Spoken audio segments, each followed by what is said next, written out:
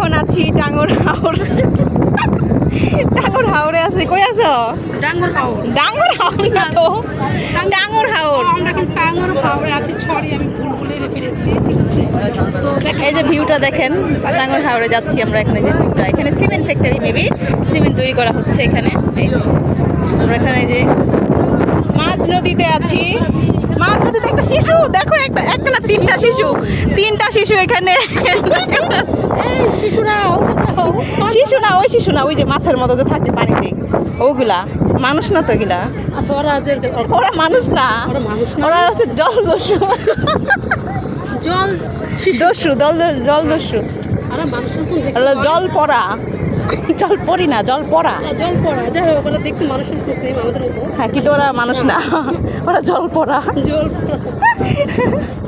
আগে জানলে তো এখানে এসে জল পড়া নিয়ে যেতে পারতাম।